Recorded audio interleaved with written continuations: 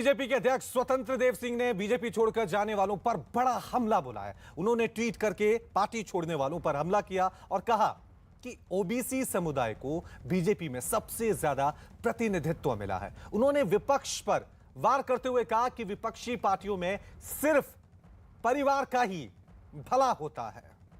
तो बीजेपी प्रदेश अध्यक्ष स्वतंत्र देव उन्होंने उन तमाम लोगों पर ट्वीट करके यह वार किया है जो पार्टी छोड़कर जा रहे हैं।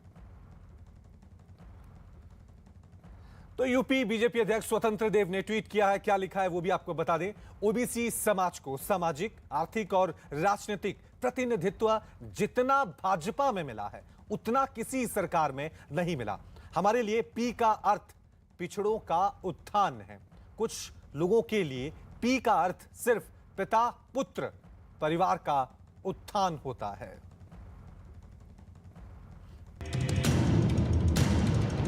मानवीयता की हदें पार करने वाली घटना है। इस तरह की घटनाओं की में कोई भी कार्रवाई सरकार के द्वारा अभी तक नहीं की गई है। पुलिस अपना काम करेगी, किसी भी कीमत पे बचेगा नहीं। राजस्थान में एक के बाद इस प्रकार की घटनाएं हो रही जो आदमी को ज्वलित भी करती है और सोचने के लिए मजबूर भी करती है। ये बताता है कि महिलाओं के लिए राजस्थान कितना असुरक्षित बन चुका है।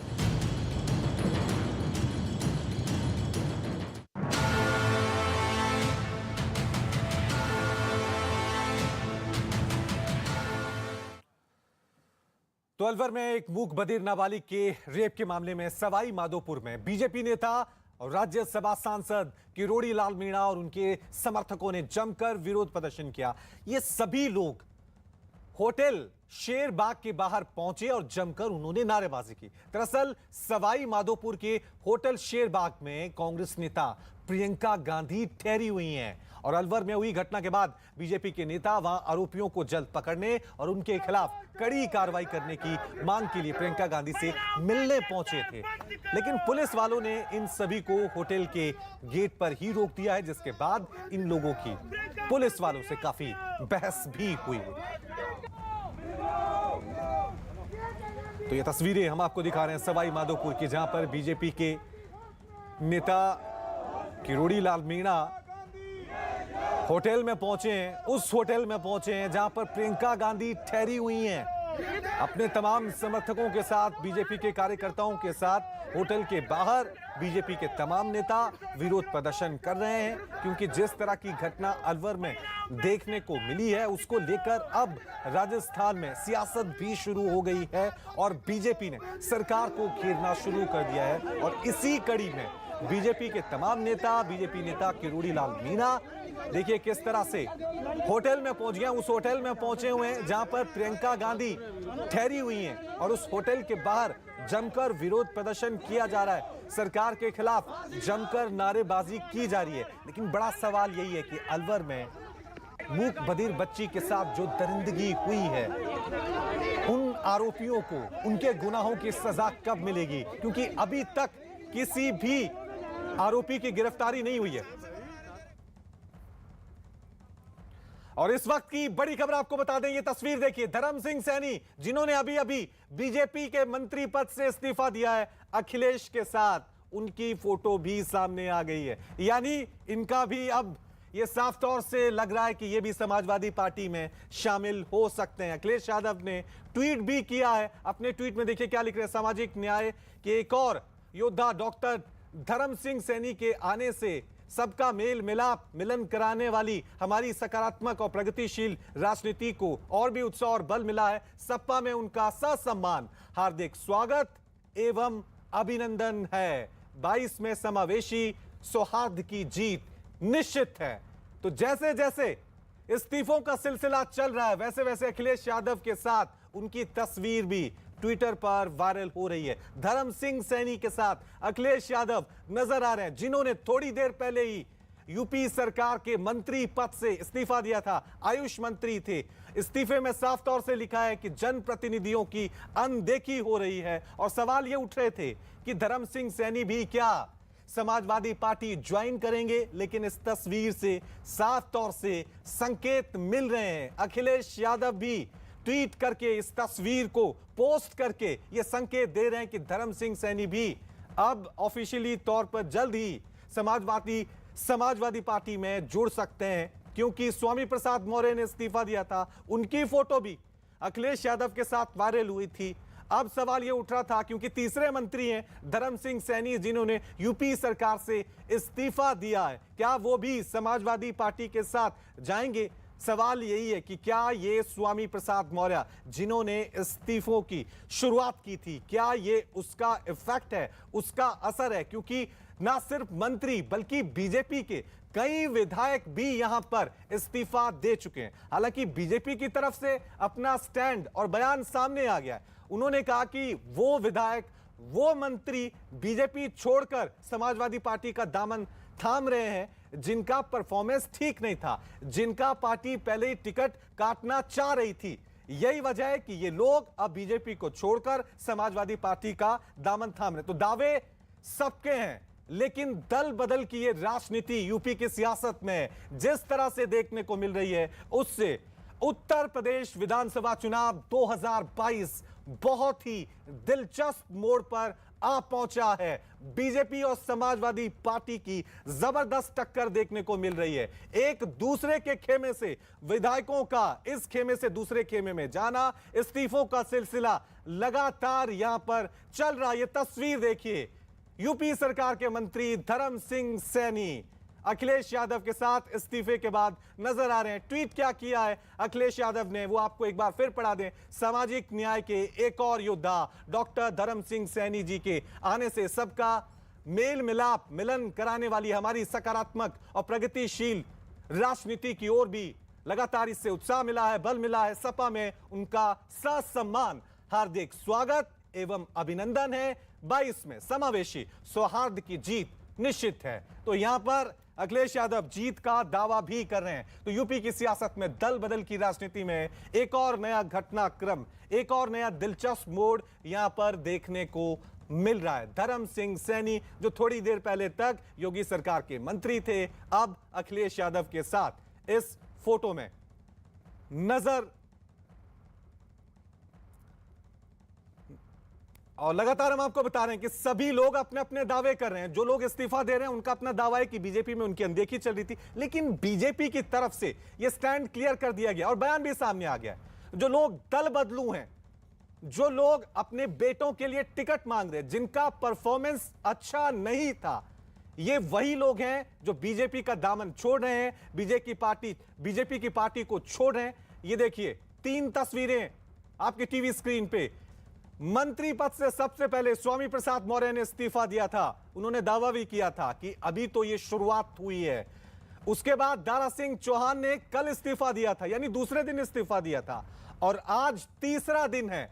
धर्म सिंह सैनी आयुष मंत्री हैं योगी सरकार में, आज उनका इस्तीफा भी यहां पर आ चुका है। तो यूपी की सियासत में एक के बाद एक बड़े दिलचस्प मोड़ देखने को मिल रहे हैं। सभी पार्टियां अपनी जीत का दावा कर रहे हैं। बीजेपी ने सीधा सीधा कह दिया कि जिनकी परफॉर्मेंस ठीक नहीं थी, स्वामी प्रसाद मौर्य अपने बेटे के लिए टिकट मांग रहे थे। उन्होंने कहा, बीजेपी के प्रदेश अध्यक्ष स्वतंत्र देव, थोड़ी देर पहले उनका ट्वीट भी आया था, उन्होंने कहा था कि हमारा पी का मतलब, यानी बीजेपी में जो पी है उसका मतलब है पिछड़ों का उत्थान।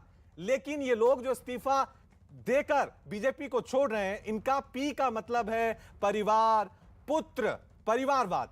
तो यहां पर दोनों ही तरफ से वार पलटवार का सिलसिला लगातार जारी है। लेकिन यह तस्वीर एक बार फिर यूपी की सियासत में क्या नया मोड़ लाएगी, किस दिशा की तरफ यूपी की सियासत जाएगी। जिस तरह से इस्तीफों का सिलसिला दोनों तरफ से, ऐसा नहीं है, बीजेपी में भी कई विधायक समाजवादी पार्टी के शामिल हुए हैं। तो जोड़ तोड़ की राजनीति, दल बदल की राजनीति यूपी की सियासत में देखने को मिल रही है। अब देखना यह है कि इस जोड़ तोड़ की राजनीति से, दल बदल की राजनीति से 10 मार्च को जो नतीजे आएंगे उसमें किसको कितना फायदा मिलेगा। आज केंद्रीय चुनाव समिति की बैठक देश की राजधानी दिल्ली में चल रही थी, जिसके बाद केशव प्रसाद मौर्य उप मुख्यमंत्री बाहर आए। उन्होंने दावा किया कि 2017 में जैसी जीत मिली थी उससे भी शानदार जीत इस बार बीजेपी को मिलने जा रही है। इन दावों के बीच तभी एक और मंत्री का इस्तीफा यहां पर सामने आ जाता। ये 3 तस्वीरें अपने आप में बहुत कुछ कह रही हैं। स्वामी प्रसाद मौर्य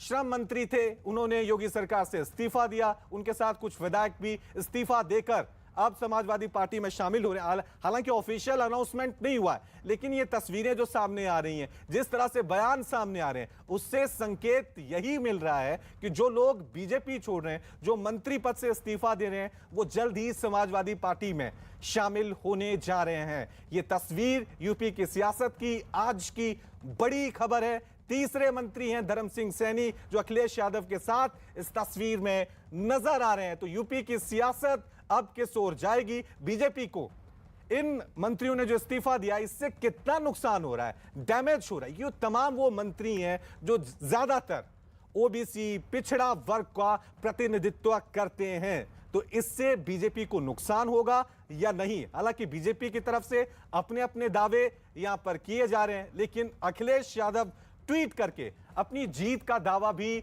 यहां पर कर रहे हैं। 3 मंत्री अभी तक योगी सरकार से इस्तीफा दे चुके हैं। इसी कड़ी में लगातार तीसरे दिन, 2 दिन पहले स्वामी प्रसाद मौर्य ने इस्तीफा दिया था, अगले दिन दारा सिंह चौहान ने, वन मंत्री थे, उन्होंने इस्तीफा दिया था। आज खाद्य सुरक्षा और आयुष मंत्री धर्म सिंह सैनी बीजेपी को छोड़ चुके हैं। इनके छोड़ने के बाद और कितने विधायक अब बीजेपी छोड़ेंगे, इस पर भी लगातार सवाल बना हुआ है, क्योंकि मंत्रियों के साथ हम आपको बता दें कि 12 से 13 विधायकों ने भी बीजेपी को छोड़ दिया है। हालांकि बीजेपी की तरफ से डैमेज कंट्रोल करने की कोशिश यहां पे की जा रही है। यह दावा किया जा रहा है कि वो तमाम लोग हैं जिनको टिकट तो मिलना ही नहीं था। ये वो तमाम लोग हैं जो परिवारवाद को आगे लेकर आ रहे थे, अपने अपने बेटों के लिए टिकट मांग रहे थे। बीजेपी ने जब मना कर दिया तो इन्होंने इस्तीफा यहां पर दे दिया है। वहीं दूसरी तरफ जिन लोगों ने इस्तीफा दिया है, अपने इस्तीफे में 1 या 2 बातें सबके इस्तीफों में सेम नजर आ रही है कि जो जनप्रतिनिधियों की अनदेखी करेगा, हम उस दल के साथ नहीं रहेंगे। अति पिछड़ा, ओबीसी, एससी, इस वर्ग की योगी सरकार में अनदेखी हो रही थी, इसलिए हमने इस्तीफा, रिजाइन यहां पर दिया है। तो दावे जोड़ तोड़, दल बदल की राजनीति यूपी की सियासत में देखने को मिल रही है। ये 3 चेहरे जो टीवी स्क्रीन पे हम आपको दिखा रहे हैं, स्वामी प्रसाद मौर्य, दारा सिंह चौहान, धर्म सिंह सैनी, 3 मंत्री यूपी की सियासत में इस्तीफा दे चुके हैं।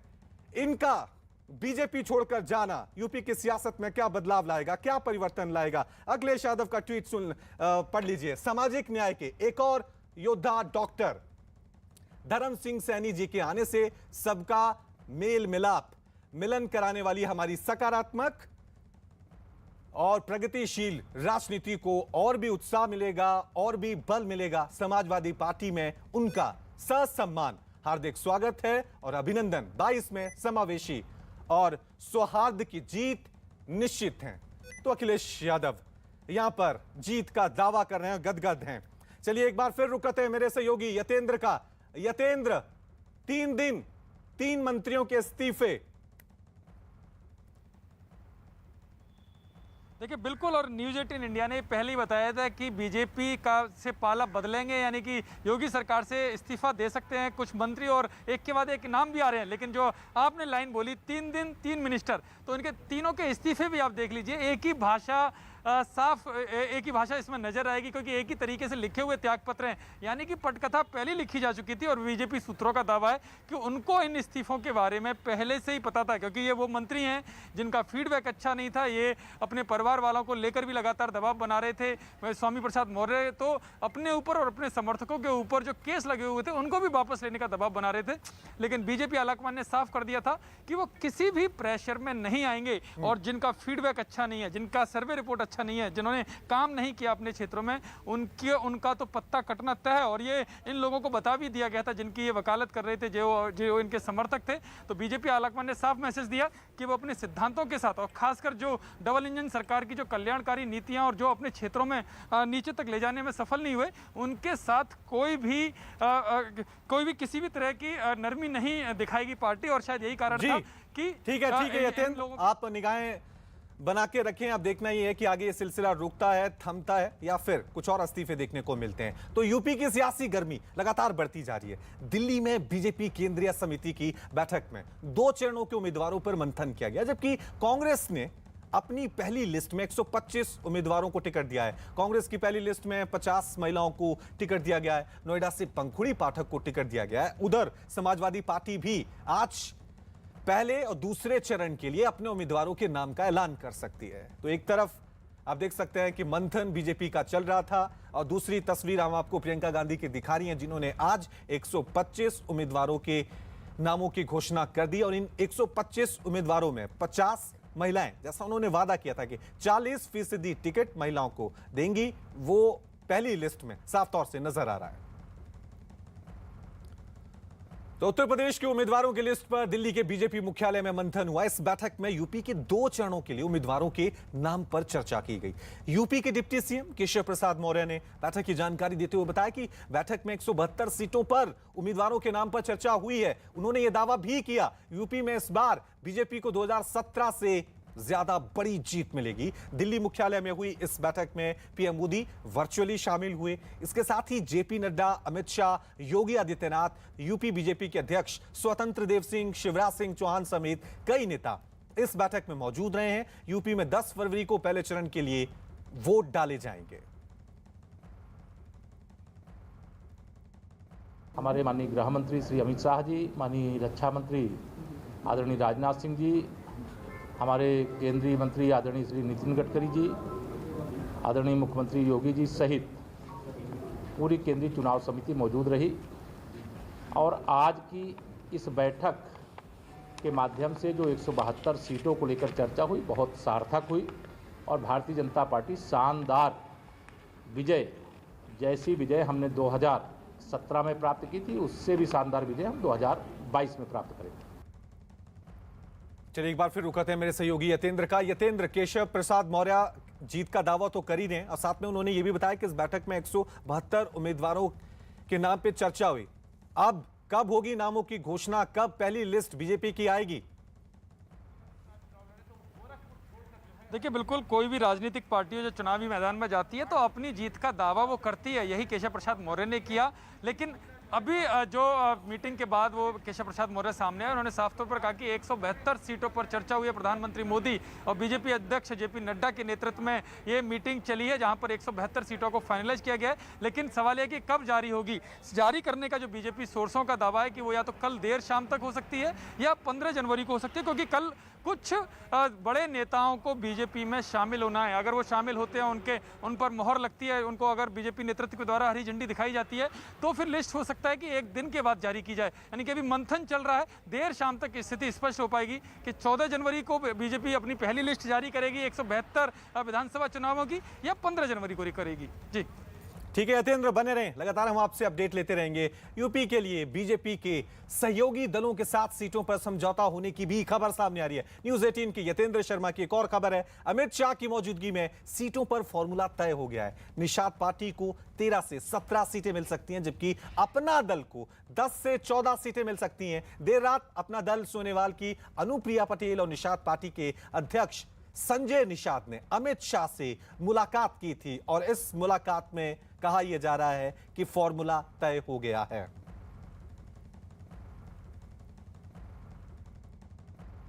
इसमें भारतीय जनता पार्टी और निषाद पार्टी के बीच सीटों को लेकर फॉर्मूला तय हो गया है। अमित शाह के साथ निषाद पार्टी के अध्यक्ष संजय निषाद की बैठक हुई, उसमें यह सीटों का फॉर्मूला तय हुआ। कितनी सीटों पे आपकी पार्टी चुनाव मैदान में उतरेगी? मैंने बताया ना, 15 से 18 सीटों के बीच में चुनाव उतर रही है। पूर्वांचल में ज्यादा सीटें हैं, पश्चिमांचल में कम।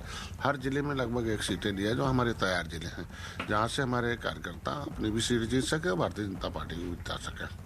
तो कई बार ये सवाल उठता है कि सहयोगी दलों को बीजेपी उपेक्षा कर रही है, तो आप सीटों के फॉर्मूले से संतुष्ट हैं? निश्चित रूप से हम लोग तो बहुत आसानी से रात में बैठक हुई है और 1-2 सीटें रह गई हैं, जिस पे होना है वो कल हो जाएगा।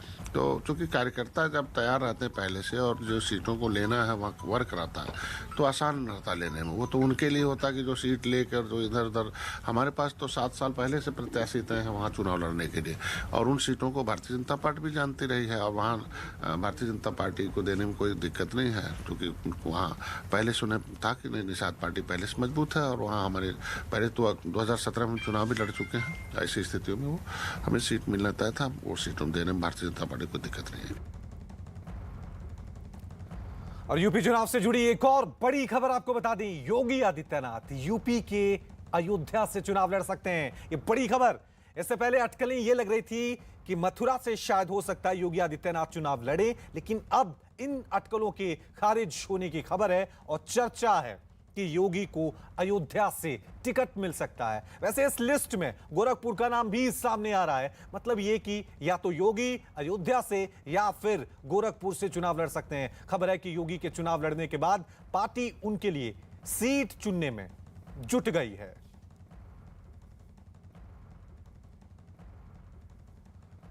वहीं यूपी बीजेपी के अध्यक्ष स्वतंत्र देव सिंह ने बीजेपी छोड़कर जाने वालों पर बड़ा हमला बोला है। उन्होंने ट्वीट करके पार्टी छोड़ने वालों पर हमला किया और कहा कि ओबीसी समुदाय को बीजेपी में सबसे ज्यादा प्रतिनिधित्व मिला है। उन्होंने विपक्ष पर वार करते हुए कहा कि विपक्षी पार्टियों में सिर्फ परिवार का भला होता है।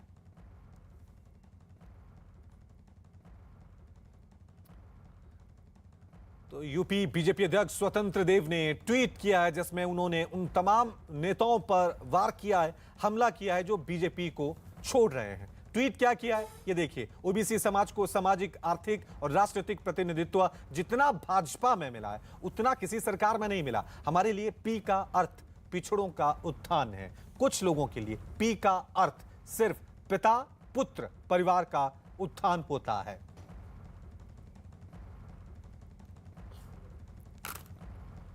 चलिए एक बार फिर सीधा रुख करते हैं मेरे सहयोगी यतेंद्र, जो सुबह से ही इस खबर पर आप तक हर एक अपडेट पहुंचा रहे हैं। यतेंद्र, बड़ा सवाल यही है, जो नेता छोड़कर जा रहे हैं वो दावा कर रहे हैं कि बीजेपी में उनकी अनदेखी हो रही थी, पिछड़ों की अनदेखी हो रही थी, और बीजेपी ने अपना दावा कर दिया है कि इनका परफॉर्मेंस ठीक नहीं था, इनको तो टिकट मिलना ही नहीं था, ये पार्टी इसलिए छोड़ रहे हैं। बड़ा सवाल यही है कि जो दल बदल चल रहा है उससे किसको कितना नफा, कितना नुकसान? देखिए, जब भी चुनाव आते हैं उसके चुनाव के समय में ये पाला बदलने की प्रक्रिया नेताओं के द्वारा शुरू की जाती है। तू आया मैं आया, या तू चल मैं चल, ऐसी ये एक सामान्य प्रक्रिया देखने को मिलती है। लेकिन पार्टी के लिए बड़ा झटका तब माना जाता है जब उसका कोई कद्दावर नेता या बड़ा जनाधार वाला नेता छोड़कर दूसरे पाले में चला जाता है। ऐसे लोगों को मौसम विज्ञानी भी बोलते हैं, ऐसे नेताओं को। तो ऐसे कुछ लोग जो बीजेपी में पहले चुनाव के समय ही आए थे, जिनको बीजेपी ने सब कुछ दिया, बीजेपी का दावा है कि उनको कद भी दिया गया, उनको पद भी दिया गया, लेकिन चुनावी मौसम है तो ऐसे में उनका जाना जायज़ है, क्योंकि उनकी जो तरीका है, जो उनका काम करने का, वो शुरू से इसी तरह का रहा है कि वो समय देखते ही, मौका देखते ही चले जाते हैं। और बहाना जो हमेशा कोई भी राजनीतिक दल में जब नेता जाता है तो यही कहता है कि उसकी अनदेखी की गई या पिछड़ों वंचितों के हकों से उनको छोड़ा गया। लेकिन 5 साल तक जब वो मलाईदार पदों पर रहते हैं, जब वो सरकार में रहते हैं, 5 साल तक उनको इस चीज़ की याद नहीं रहती। और यही बीजेपी नेताओं ने कहा है, यही इसी तरह से तंज भी कसा है कि 5 साल तक उन लोगों को ये सब नहीं दिखाई दिया, लेकिन चुनाव के समय में उनको दलितों, पिछड़ों, वंचितों की याद आई। लेकिन जहाँ तक कितना नफा नुकसान होगा ये तो आने वाला समय बताएगा कि पार्टी से जब वो छोड़कर दूसरी पार्टी में गए हैं तो वहाँ उनका किस तरह का प्रदर्शन रहता है, कितने दम पर वो अपनी और अपने समर्थकों की सीट जितवा पाते हैं, या सरकार बनवाने में कितनी बड़ी भूमिका रहती है, ये चुनाव के जब रिजल्ट आ जाएंगे तब कह सकते हैं। जी। और यतेंद्र, क्योंकि जिन ज्यादातर विधायकों ने या मंत्रियों ने इस्तीफे दिए वो सभी ओबीसी समुदाय, पिछड़ा, एससी समुदाय को प्रतिनिधित्व उनका करते हैं, तो यहां पर नजर अखिलेश यादव की चाहे बीजेपी की, क्योंकि कहा जाए जो डिसाइडिंग वोटर होता है वो पिछड़ा वोट होता है यूपी की सियासत में। देखिए, बिल्कुल पिछड़ा हो या दलित हो या कोई भी वर्ग हो, इनको अनदेखा नहीं किया जा सकता। लेकिन जहां बीजेपी के अगर माने तो उनका साफ तौर पर कहना है कि पिछड़ों के नेता के तौर पर बीजेपी ने देश को प्रधानमंत्री दिया है। प्रधानमंत्री मोदी उसी वर्ग से आते हैं जहां तक। और अगर उत्तर प्रदेश की बात करें तो डिप्टी सीएम केशव प्रसाद मौर्य, उन्होंने इसको दिया है। स्वतंत्र देव सिंह प्रदेश अध्यक्ष हैं, वो भी पिछड़े वर्ग से आते हैं। तो बीजेपी के पास एक लंबी फेहरिस्त है जो बड़े नेता पिछड़े तबके से आते हैं, जो अपने वर्ग का और पूरे देश का प्रतिनिधित्व करते हैं। ऐसे ही हर तबके के लोगों को उन्होंने सरकार में जगह दी है, यह बीजेपी का दावा है। लेकिन जब चुनाव में जाएंगे तो जनता अपने नेता को किसको नेता मानती है, वो किस तरह से वोट करती है, जो बात अब जो दूसरे दलों में चले गए, क्या उनकी बातों पर विश्वास करती है, या जो योगी सरकार के दावे हैं या संगठन का दावा है बीजेपी की तरफ से कि उन्होंने हर वर्ग को ध्यान में रखकर फैसला लिया है, चाहे वो संगठन हो या सरकार हो, ये चुनाव के बाद पता चल जाएगा कि कौन किस तरफ जाता है और जनता किस पर एतबार करती है। जी ठीक है यतेंद्र, बने रहिए आप हमारे साथ। वहीं अपने दर्शकों को बता दें कि यूपी चुनाव के लिए कांग्रेस पार्टी ने भी अपने उम्मीदवारों की पहली लिस्ट जारी कर दी है। कांग्रेस महासचिव प्रियंका गांधी वाड्रा ने 125 उम्मीदवारों की पहली लिस्ट जारी की है, जिसमें 50 महिलाएं शामिल हैं। पहली लिस्ट में 40% महिलाएं और 40% युवाओं को टिकट दिया गया है। जिन महिलाओं का पहली लिस्ट में नाम है, उनमें उन्नाव रेप पीड़िता की मां भी पहली लिस्ट में शामिल है। पहली लिस्ट जारी करने के साथ ही कांग्रेस ने यूपी चुनाव के लिए नया नारा दिया है, लड़ेगा बढ़ेगा जीतेगा यूपी। कांग्रेस पार्टी उत्तर प्रदेश के विधानसभा चुनाव के लिए अपनी पहली सूची जारी करने जा रही है। 125 प्रत्याशियों की सूची है, जिसमें से 50 महिलाएं हैं। क्योंकि ये एक ऐतिहासिक पहल है, तो हमने सोचा इस प्रेस कॉन्फ्रेंस के जरिए आप सबको थोड़ा बहुत इन प्रत्याशियों के साथ अवगत भी कर लें कि कौन है ये लोग, किस तरह की सूची है। हमने प्रयास किया है कि संघर्षशील और ऐसे प्रत्याशी हों जो एक नई राजनीति का पहल करें पूरे प्रदेश में। इसमें इस सूची में 40% महिलाएं हैं और 40% युवा भी हैं। हमें आशा है कि इनके जरिए हम एक नई उम्मीद और एक नई तरह की राजनीति प्रदेश में उभार पाएंगे। जो महिलाएं हैं उनमें से कुछ पत्रकार हैं, एक अभिनेत्री भी है, कुछ संघर्षशील महिलाएं हैं जिन्होंने कांग्रेस पार्टी में रहते हुए सालों के लिए संघर्ष किया है। हमारी एक आध जिलाध्यक्ष भी हैं जिन्होंने बहुत अच्छा काम किया है। उसके साथ साथ ऐसी महिलाएं हैं जिन्होंने बहुत अत्याचार भी देखा है अपने जीवन में और उसके खिलाफ लड़ा है। वहीं शिवसेना ने कांग्रेस पर गठबंधन धर्म नहीं निभाने का आरोप लगाया है। शिवसेना नेता संजय राउत ने गोवा में गठबंधन नहीं होने पर कांग्रेस को जिम्मेदार ठहराया। उन्होंने कहा कि गोवा में शिवसेना ने गठबंधन के लिए कांग्रेस के आगे हाथ बढ़ाया था, लेकिन कांग्रेस ने शिवसेना की बात नहीं मानी। संजय राउत ने यह भी कहा कि यूपी में भी उन्होंने कांग्रेस के साथ जाने की बात कही, लेकिन कांग्रेस इस पर भी नहीं मानी। क्या आपकी पार्टी, क्योंकि आप लोग 3 पार्टियां सरकार चला रहे महाराष्ट्र में, एनसीपी समाजवादी पार्टी के साथ चुनाव मैदान में उतरी है, आपने अकेले चुनाव लड़ने का ऐलान किया है, किसी पार्टी के साथ गठबंधन होगा, क्या कांग्रेस के साथ जा सकते हैं? देखिए, कांग्रेस के साथ जाने को कोई तैयार नहीं, लेकिन गोवा में हमने हाथ आगे किया था उनके लिए कि आप हमारे साथ आइए। लेकिन आज वो पुराने ज़माने के फिल्मों के जो नायक थे, खलनायक थे, उसी अंदाज में गोवा के उनके नेता मुझे दिखे। 40 की विधानसभा है, हमने कहा कि 30 आप लड़िए और 10 सीटें हम सबको दीजिए। अब बड़ी पार्टी है वहाँ, लेकिन वो सुनने को तैयार नहीं। उनके दिमाग में क्या चल रहा है आज भी मुझे मालूम नहीं। सबको साथ लेकर जाने की बात अब ज़रूर है राजनीति में, और खासकर कांग्रेस पार्टी को।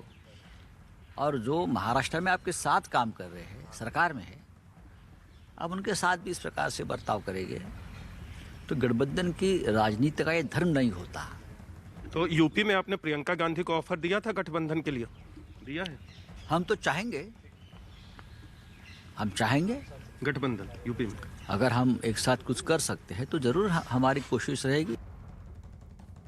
और अब बात करते हैं पंजाब के सियासी संग्राम की। पंजाब में आम आदमी पार्टी लोगों की राय से अपने सीएम के चेहरे को चुनेगी। इसके लिए दिल्ली के मुख्यमंत्री अरविंद केजरीवाल ने एक नंबर जारी किया, जिस पर अपनी राय देकर लोग पंजाब में आम आदमी पार्टी के चेहरे को चुन सकते हैं। उन्होंने यह दावा भी किया कि पंजाब में आम आदमी पार्टी को ही जीत मिलेगी। पंजाब के लोगों से मेरी विनती है कि ये शायद भारत में पहली बार हो रहा है। 1947 के बाद इतने चुनाव हुए, आज तक किसी पार्टी ने जनता से नहीं पूछा कि हमारा सीएम चेहरा कौन होना चाहिए। पहली बार आम आदमी पार्टी जनता से पूछ रही है कि भाई अब सरकार बनने जा रही है, हम नहीं तय करेंगे, आप तय करो कि सीएम चेहरा कौन होना चाहिए। जिसको आप कहोगे हम उसको सीएम चेहरा बनाएंगे।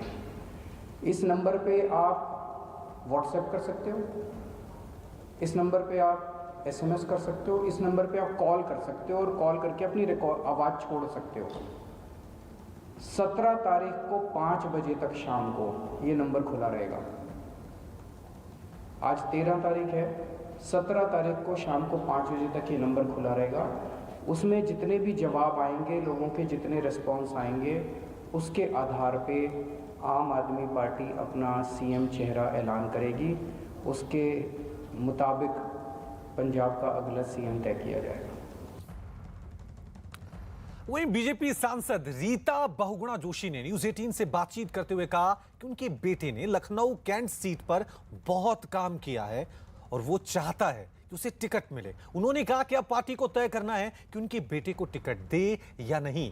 रीता बहुगुणा जोशी दिल्ली आई हैं, जहां वो पार्टी नेताओं से मुलाकात करेंगी। रीता बहुगुणा जोशी प्रयागराज से बीजेपी की सांसद भी हैं। नेताओं से वहाँ मुलाकात भी होगी, आलाकमान से मुलाकात होगी। मेरी राजभाषा समिति की आज बैठक है और हम द्वितीय समिति की मैं संयोजिका हूँ, तो आज उसकी बैठक है। मेरा वैसे ये जो टिकट वितरण में मेरी कोई भूमिका नहीं है, परंतु मैं अपने सुझाव तो अवश्य दे चुकी हूँ पार्टी को और मुझे आशा है कि सभी के सुझावों पे जो अच्छे उम्मीदवार होंगे उनका चयन होगा। ये काम तो पार्लियामेंट्री बोर्ड का है। मैम, पहले स्वामी प्रसाद मौर्य, फिर कल दारा सिंह चौहान, दो बड़े मंत्री जो हैं, बड़े चेहरे उत्तर प्रदेश सरकार के योगी मंत्रिमंडल से इस्तीफा दे चुके हैं। 3 विधायकों ने अभी तक इस्तीफा दे दिया है।